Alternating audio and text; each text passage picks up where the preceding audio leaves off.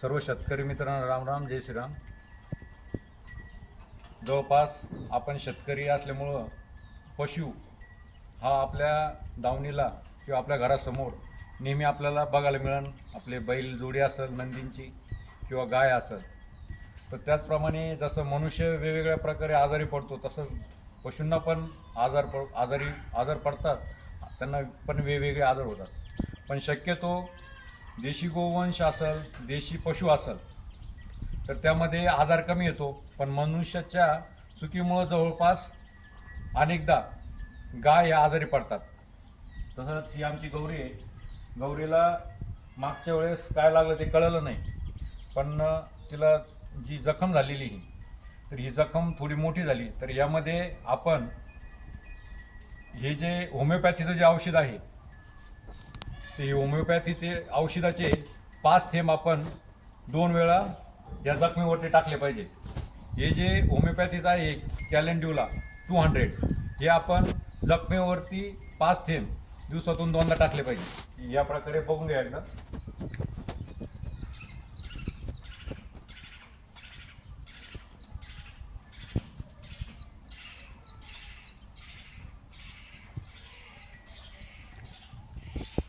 तसेच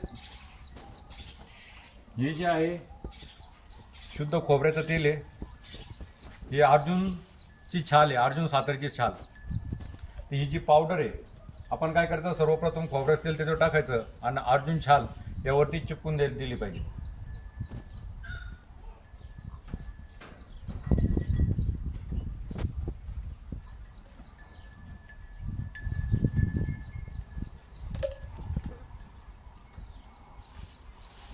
त्याचप्रमाणे अर्जुन छाल कुठलाही आजार असो, मनुष्याला असन हा तो पशुला असेल, तर त्यामध्ये अर्जुन छाल ही आपली जखम भरण्यासाठी त्वरित लाभदायक आहे, लाभकारी आहे.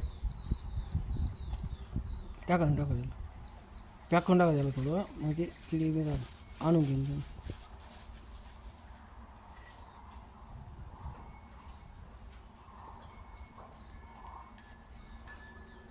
चला.